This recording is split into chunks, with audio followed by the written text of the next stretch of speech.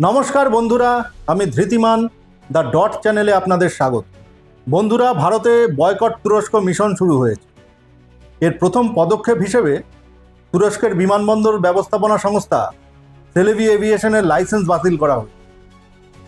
তুরস্কের এই কোম্পানিটি ভারতে উল্লেখযোগ্য 9টি বিমানবন্দর যথাক্রমে দিল্লি, বেঙ্গালুরু, হায়দ্রাবাদ, চেন্নাই, আহমেদাবাদ, গোয়া, কোচিন এবং কুন্নুরের গ্রাউন্ড অপারেশনের কাজ করছে। শুধু তাই নয়, তুরস্কের বিভিন্ন বিশ্ববিদ্যালয়ের সঙ্গেও চুক্তি বাতিলের সিদ্ধান্ত নিয়েছে ভারত। অপারেশন সিঁদুরের সময় তুরস্কের সরাসরি পাকিস্তানের পক্ষে দাঁড়াবার কারণে তুরস্ককে গদ্দার অভিহিত করে ভারতের তরফ থেকে বয়কট তুরস্ক মিশন চালানো হচ্ছে। কিন্তু হঠাৎ তুরস্ককে গদ্দার বলার কারণ কি?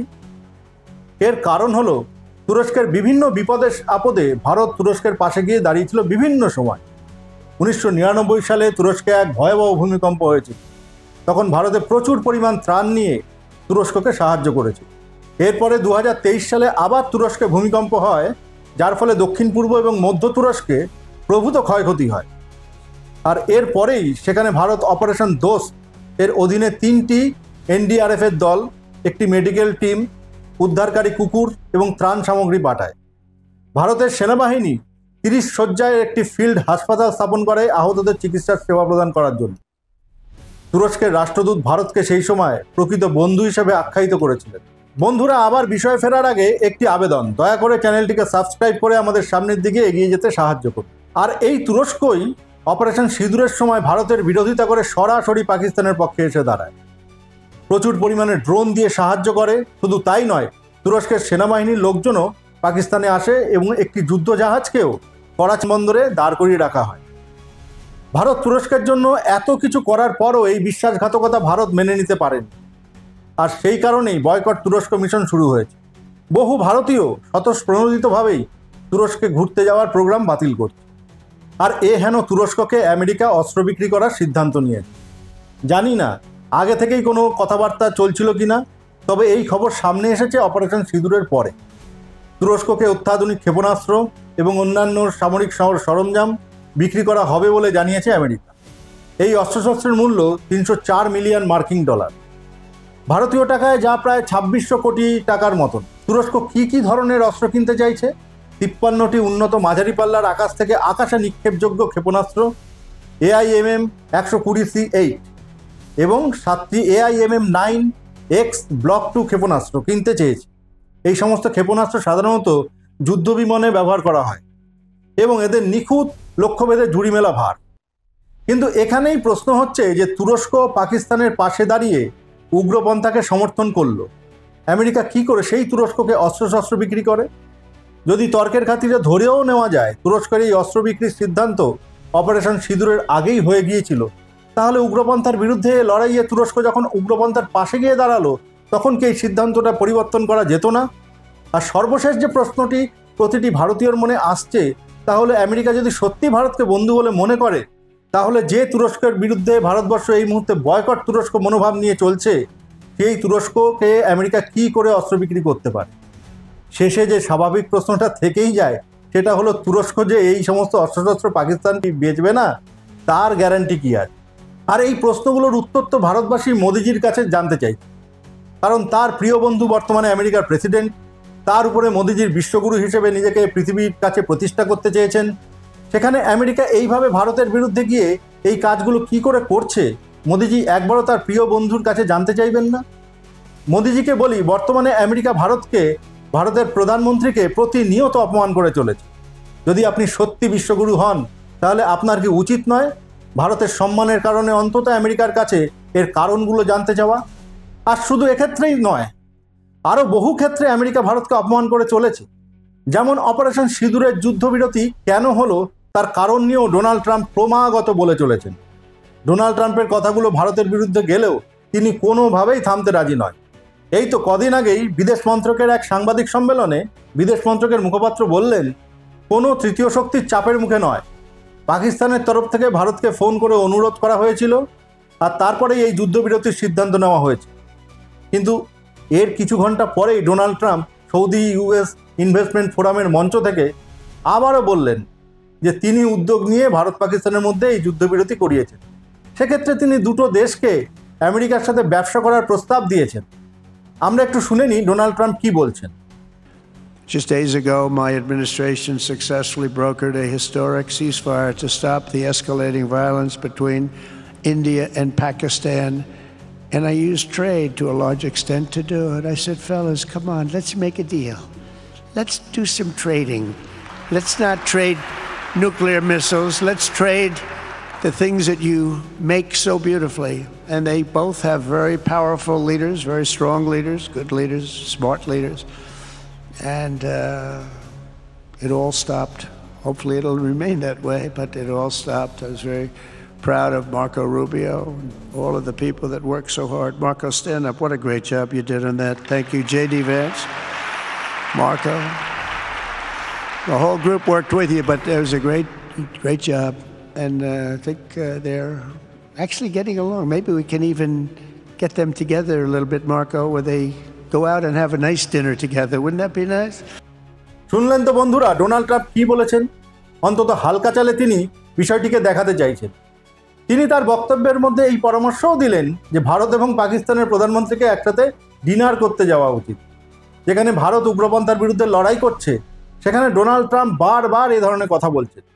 তিনি নাকি আমেরিকার সাথে ব্যবসার কথা বলে ভারত পাকিস্তানের মধ্যে যুদ্ধ বন্ধ করে দিয়েছে। ভারত যেন এই যুদ্ধটা আমেরিকার সাথে ব্যবসা করার জন্য করছিল।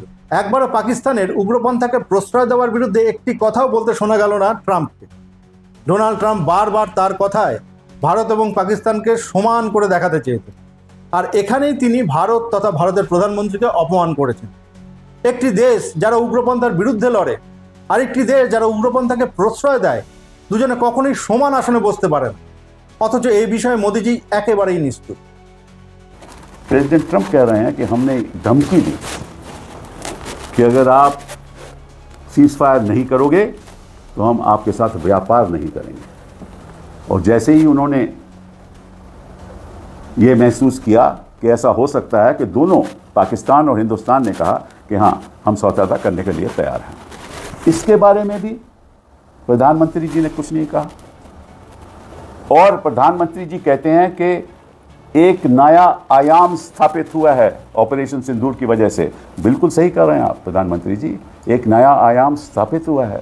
पहली बार हिंदुस्तान के इतिहास में एक तीसरा देश हमारी आपसी मामले में दखलंदाजी करके उसने हमें बता डाला कि इस संघर्ष में हम तय करेंगे कि क्या करना है। ये पहले हिंदुस्तान में कभी हिंदुस्तान के इतिहास में नहीं हुआ। ये ऐसे नया आयाम हुआ है प्रधानमंत्री जी, और आप उसके बारे में जिक्र भी नहीं करते। आप जिक्र भी नहीं करते कि कैसे ये समझौता हुआ। ट्रंप हैं, उन्होंने टेररिज्म का जिक्र भी नहीं किया अपने भाषण में। टेररिज्म की बात ही नहीं की, जैसे कि टेररिज्म कोई मुद्दा ही नहीं है। ये हमने जो मुंह तोड़ जवाब दिया, ये किस लिए दिया? क्योंकि हमारे मासूम लोगों के खिलाफ 26 लोगों की मौत हो गई टेररिस्ट के हाथों से, और प्रेसिडेंट ट्रंप टेररिज्म का जिक्र भी नहीं करता। आपको ये बात कहनी चाहिए थी। ये दुख की बात है कि दूसरे देश हमारी आपसी झगड़े में एक दखलंदाजी देते हैं, बयानबाजी करते हैं, और जो असली बात है कि हम टेररिज्म के शिकार हैं उसके बारे में जिक्र भी नहीं करते। आपको ये आपत्ति जितानी, अपनी विरोध करना चाहिए इस बात का कि यह आपत्तिजनक है। 78 वर्षों में हमारा एक ही स्टैंड रहा कि दोनों देश आपस में तीसरे देश की मध्यस्थता के बगैर बातचीत और फैसला लेंगे। तो अमेरिका की मध्यस्थता कहां से आ गई? ट्रंप की मध्यस्थता कहां से आ गई? और वो ट्रंप कह रहा है भारत और पाकिस्तान दोनों महान देश हैं। वो पाकिस्तान को महान देश मानता है। मोदी जी, क्या आप पाकिस्तान को महान देश मानते हैं? वो आतंकवादियों को पनाह देने वाला देश, वो आप भी उसको महान देश मानते हैं क्या?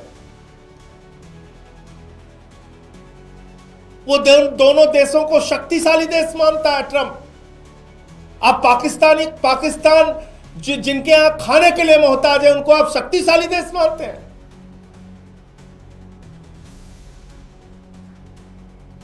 वो कह रहा है न्यूट्रल वेन्यू पे बातचीत होगी। किसने तय किया? कब तय हुआ?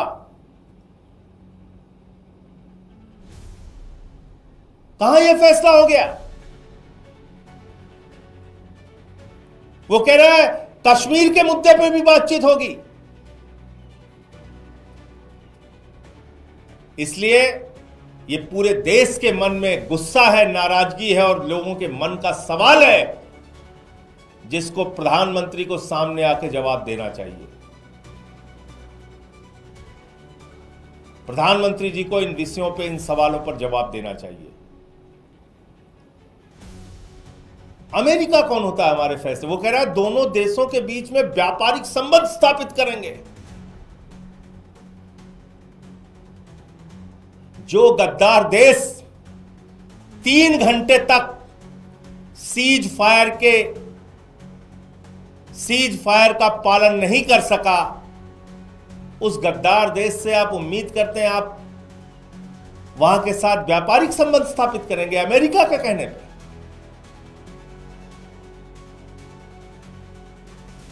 भारतीय सेना के गौरव को, भारतीय सेना की बहादुरी को, भारतीय सेना के पराक्रम को, भारतीय सेना के शौर्य को पूरा देश 140 करोड़ लोग सर झुका के नमन करते हैं।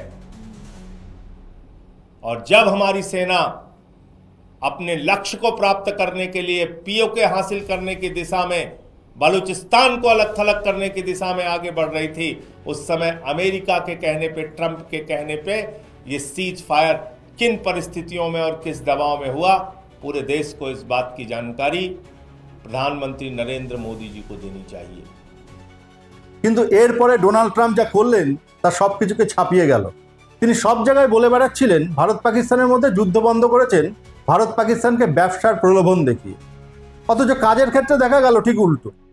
কাতারের রাজধানী দোহায় এক সম্মেলনে তিনি টেক জায়ান্ট অ্যাপেলের প্রধান নির্বাহী টিম কুককে সরাসরি বললেন তিনি চান না কুক ভারতে কারখানা স্থাপন করুন। ট্রাম্পের মতে ভারত নিজের স্বার্থ নিজেই দেখে নিতে পারবে। এতদিন তিনি প্রচার করছিলেন ব্যবসার কথা বলে তিনি ভারত পাকিস্তানের মধ্যে যুদ্ধ বন্ধ করেছেন, অথচ যে ব্যবসা ভারতে আসতে চাইছে কার্যক্ষেত্রে দেখা যাচ্ছে তিনি তাকে বাধা দেওয়ার চেষ্টা করছেন। এত কিছুর পরেও মোদিজি চুপ। যেখানে সমস্ত দেশবাসী আজকে মোদিজির পাশে আছে, সেখানে কিসের তিনি ভয় পাচ্ছেন? কেন তার মুখ দিয়ে একটি কথাও বেরোচ্ছে না, সেটা বোঝাও যাচ্ছে না। কপিল সিব্বল এ বিষয়ে কি করা উচিত তা নিয়ে একটি পরামর্শ দিয়েছেন। विश्व के नेतृत्व को यह सोचना चाहिए कि Pakistan is the source of terrorism, और आप कहते हैं कि Pakistan state sponsored terrorist state है। मैं आपसे सहमत हूं। तो आप यूपीए पीए में अमेंडमेंट कीजिए, अमेंडमेंट करके एक शेड्यूल बनाइए, उसमें सारा पार्लियामेंट आपके साथ रहेगा। उस एक्ट के द्वारा हम पारित करेंगे कि Pakistan is a terrorist state.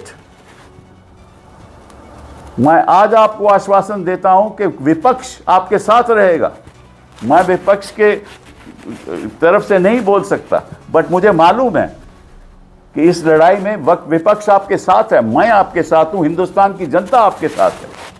हम चाहते हैं कि टेररिज्म खत्म हो, लेकिन आप हिम्मत कीजिए, पाकिस्तान को टेररिस्ट स्टेट डिक्लेयर कीजिए और फिर अमेरिका को कहिए कि आप पाकिस्तान से ट्रेड नहीं कर सकते, क्यों? ये वो टेररिस्ट स्टेट है। तब हम मानेंगे कि एक नया आयाम स्थापित हुआ है। हम चाहते हैं कि ऐसा नया आयाम स्थापित हो कि हिंदुस्तान एक इतना बड़ा देश है, हमारी तुलना पाकिस्तान से नहीं की जाए, और प्रेसिडेंट ट्रंप हमारी तुलना पाकिस्तान से नहीं कर सकता। हम 140 करोड़ लोग हैं, वो एक छोटा मोटा देश है, फेल्ड स्टेट है। पाकिस्तान की हैसियत ही क्या है? और प्रेसिडेंट ट्रंप हिंदुस्तान और पाकिस्तान के एक मंच पे तुलना करे, यह भी आपत्तिजनक है। কেমন লাগলো বন্ধুরা আমাদের আজকের এই প্রতিবেদন? আপনাদের মতামত কমেন্টসের মাধ্যমে আমাদের জানান। ভালো লাগলে প্রতিবেদনটি লাইক ও শেয়ার করুন, চ্যানেলটি সাবস্ক্রাইব করুন ও জয়েন বাটনে ক্লিক করে আমাদের সামনের দিকে এগিয়ে যেতে সাহায্য করুন। আজকের মতন বিদায়।